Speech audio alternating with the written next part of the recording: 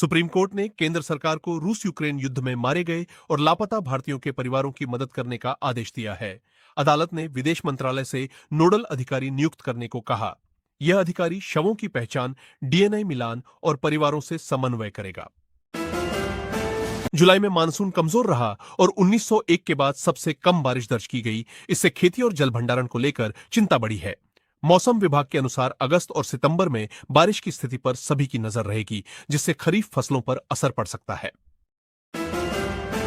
प्रधानमंत्री किसान सम्मान निधि योजना को केंद्र सरकार ने 2031 तक बढ़ा दिया है।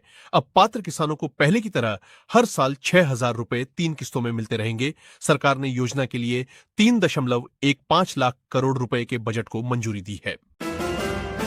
राम मंदिर चढ़ावा चोरी के आरोपों पर विपक्ष ने संसद में अनोखा प्रदर्शन किया। पप्पू यादव पुजारी बनकर दान पेटी लेकर पहुंचे और राहुल गांधी समेत कई नेताओं ने उसमें चंदा डाला। इस बीच कांग्रेस ने मंत्री जितेंद्र सिंह के खिलाफ विशेषाधिकार नोटिस भी दिया। आज 1 अगस्त से देश में 5 बड़े नियम बदल रहे हैं। एलपीजी कीमतों की समीक्षा होगी, आईटीआर में देरी पर जुर्माना लगेगा, तत्काल टिकट बुकिंग आसान बनेगी, क्रेडिट कार्ड नियम बदलेंगे और केवाईसी 2.0 लागू होगा। इन बदलावों का असर आम लोगों की जेब और रोजमर्रा के कामों पर पड़ेगा। सोनीपत में कोर्ट डीसी कार्यालय और कई स्कूलों को बम से उड़ाने की धमकी मिलने से हड़कंप मच गया। धमकी भरा ईमेल भेजकर अलगाववादी नारे लिखे गए पुलिस और सुरक्षा एजेंसियां अलर्ट पर है। सभी जगहों पर जांच बढ़ा दी गई है और मामले की जांच जारी है।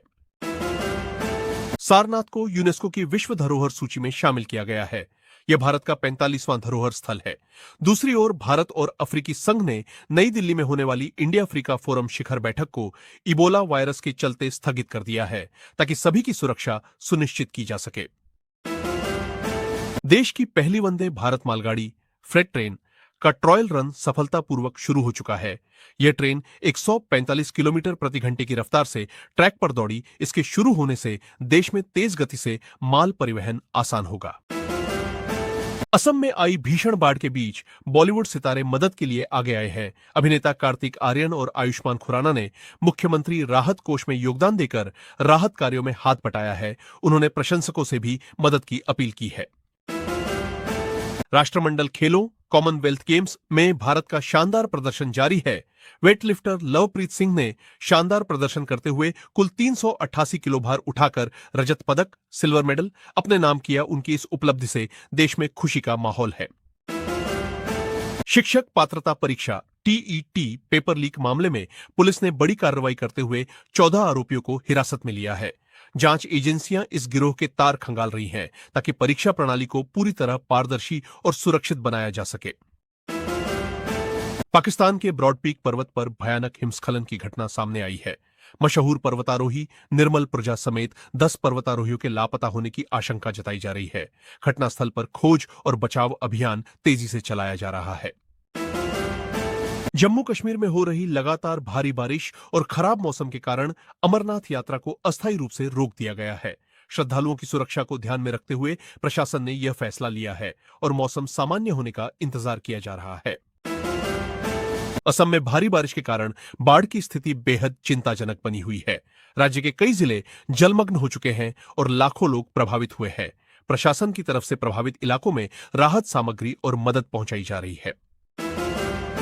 महाराष्ट्र के भिवंडी में एक 4 मंजिला इमारत अचानक ढह गई, जिसमें कई लोगों की जान चली गई और कुछ लोग मलबे में दब गए।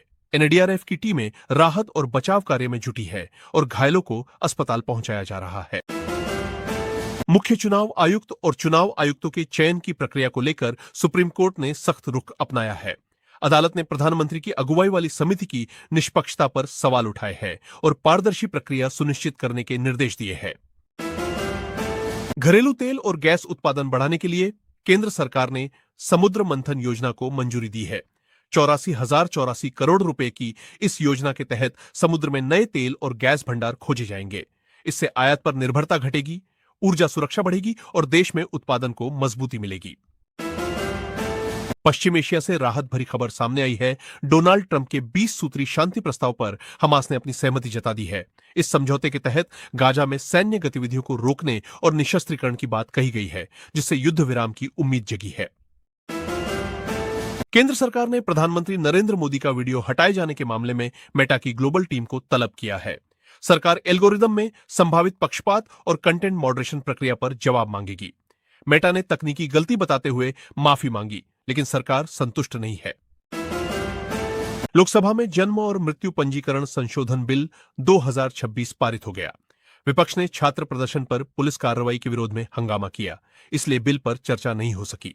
नए नियम के तहत 2 साल से अधिक देर से पंजीकरण के लिए न्यायिक मजिस्ट्रेट की अनुमति जरूरी होगी। ब्रॉयलर मुर्गी पालन से किसान सिर्फ 32 दिनों में कमाई शुरू कर सकते हैं।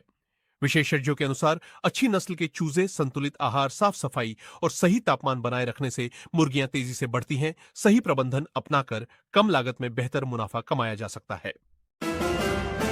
13 साल की भारतीय मूल की छात्रा एरिका कुंडू ने मूंगफली के छिलकों से ऐसा पर्यावरण अनुकूल पदार्थ बनाया है जो फलों और सब्जियों पर मौजूद कीटनाशक अवशेष कम करने में मदद करता है। उनके इस अनोखे आविष्कार ने विज्ञान जगत में नई उम्मीद जगाई है।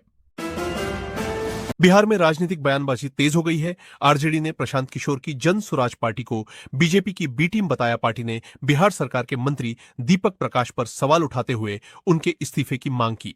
मामले को लेकर सियासत और गर्मा गई है। प्रधानमंत्री राष्ट्रीय बाल पुरस्कार 2026 के लिए आवेदन की अंतिम तिथि बढ़ाकर 15 अगस्त कर दी गई है। वीरता, खेल, विज्ञान, कला, समाज सेवा और पर्यावरण जैसे क्षेत्रों में उत्कृष्ट उपलब्धि हासिल करने वाले 5 से 18 वर्ष के बच्चे अब इस तारीख तक ऑनलाइन नामांकन कर सकते हैं। टीम इंडिया के तेज गेंदबाज मुकेश कुमार और आकाशदीप को बिहार पुलिस में डीएसपी नियुक्त किया गया है। हालांकि पद संभालने से पहले दोनों को क्रिकेट से जुड़े हितों के टकराव से बचने सहित सरकार की सेवा शर्तों का पालन करना होगा।